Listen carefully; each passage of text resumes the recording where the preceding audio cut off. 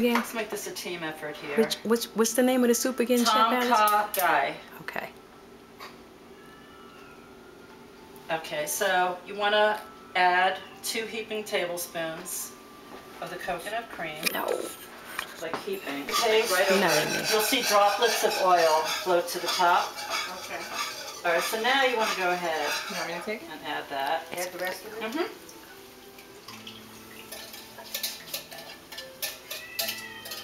I hear you, baby. Sorry, boo-boo.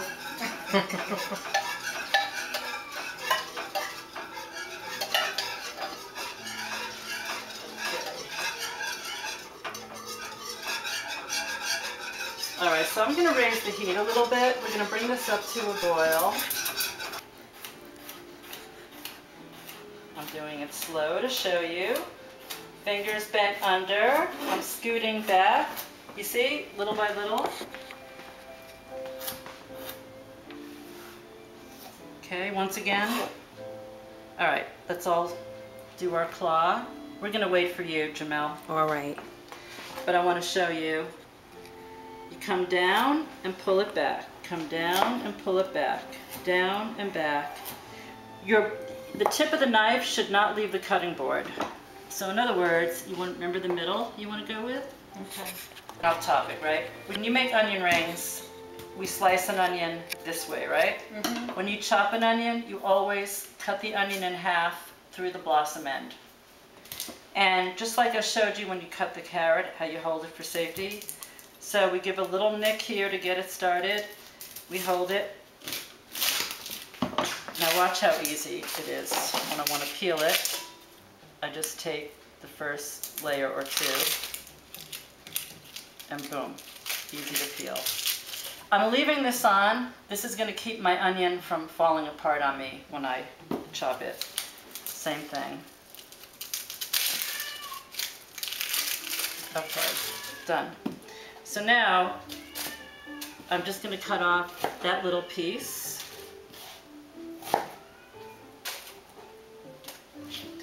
I'm going to make sticks and planks, and Mother Nature has sort of given me a guide here.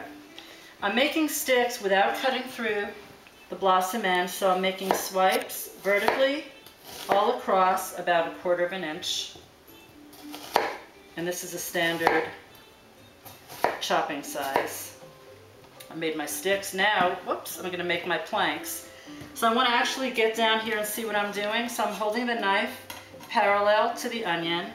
I'm going to keep my hands on top for safety. And without cutting through, I'm going to go about 3/4 of the way and pull the knife out. 3/4 of the way, whoops, and pull the knife out.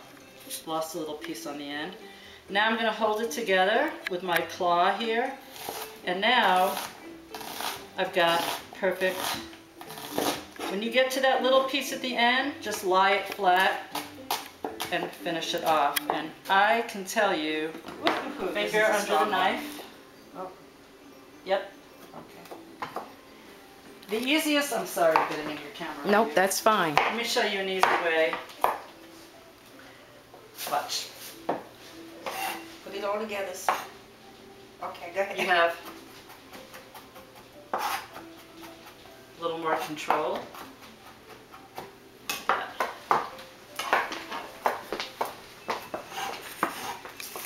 So Melba, Yeah. what do you think of the lessons that you're getting today? Oh, it's very helpful. And Chef Alice is an excellent teacher. She has patience. And she's funny. Sauté in French means jump. So when your product hits the pan, hot oil, tss, tss, that's what you're looking for. We don't want to get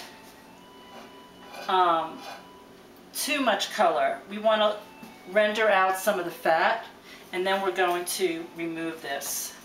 So we'll have this beautiful flavored chorizo oil in the pan, and then we'll saute everything. So look at your instructions. Yes, in a small skillet, we're cooking the chorizo over moderately high heat until lightly browned and most of the fat has been rendered, 3 to 4 minutes. We're going to do that separately, but we're going to add now the carrots, the onions, and the garlic. So go ahead, squeeze some olive oil right in here. How much you want? A little more, that's perfect. Okay, so you're putting in the onions when it's hot. Oh, it's not hot. Yeah, not hot yet.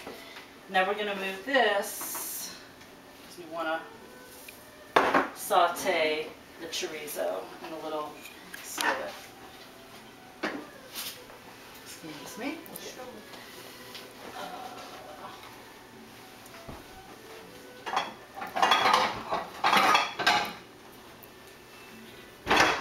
Okay.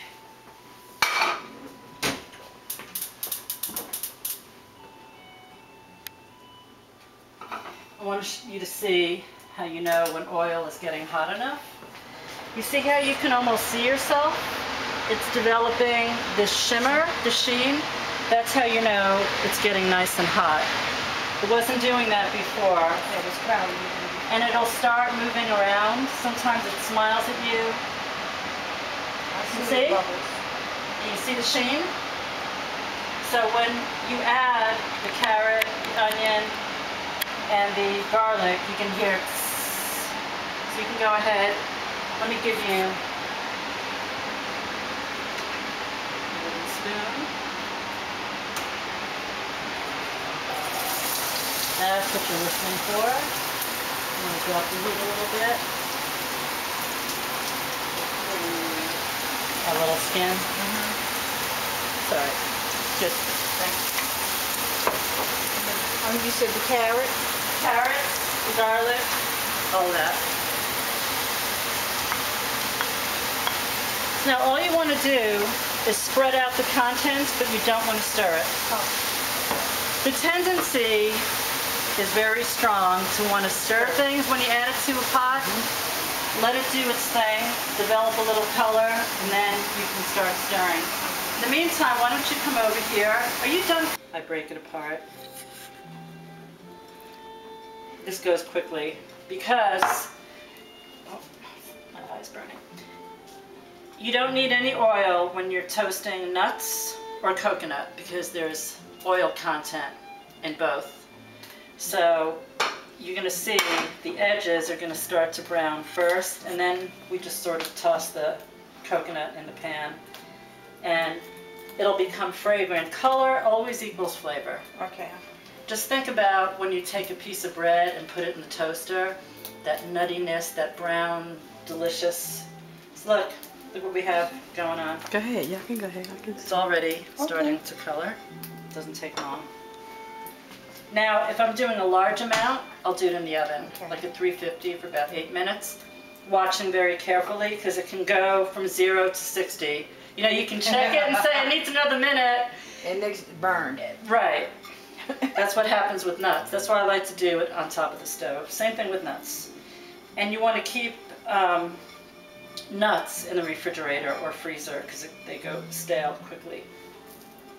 So can you smell that? Can I Go ahead. Yeah, Mama, go ahead. Popped it. Oh, yeah. See, you can smell it before. Oh, yeah. Smell-o-vision. Smell-o-vision. We're almost there. Now, once this is done, it has to come out of the pan. It'll continue to brown otherwise, even with the heat turned off. We're just about done. So, okay, we're just gonna get it out and put it right back in the bowl. Just wanna.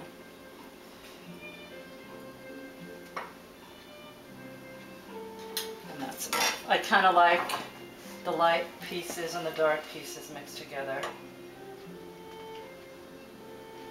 Okay, see, this is already too dark on the edges, so leave that alone.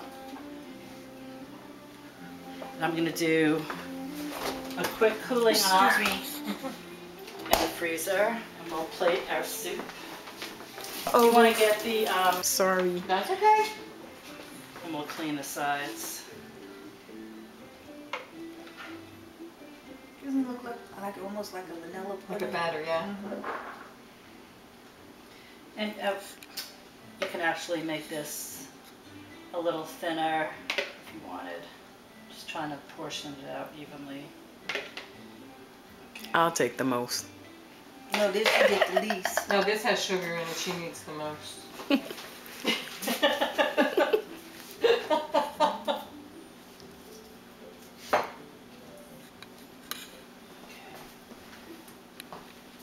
So now, take the spoon.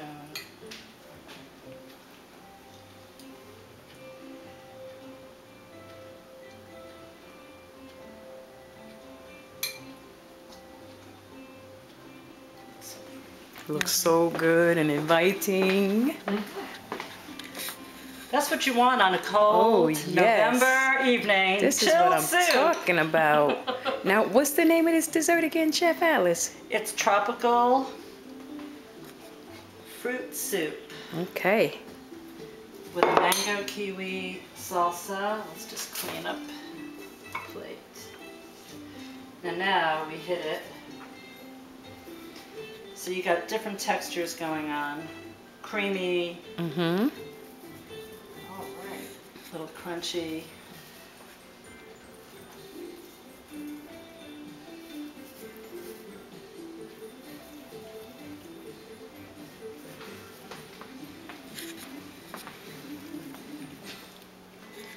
La-da. Really Okay, nice looking. ladies. Said she wasn't gonna tell her. Right. All right, let's do it again. Chef Alice, I'd like to tell you something. I wasn't gonna tag you, but I checked out your website, and everything that they said on there was true. Said how nice you were, and how they enjoyed your cooking class and everything. And I think you're a very nice person. Well, thank you. I enjoyed cooking with you. Thank you. But let's just leave it like that. I'm not gonna say no.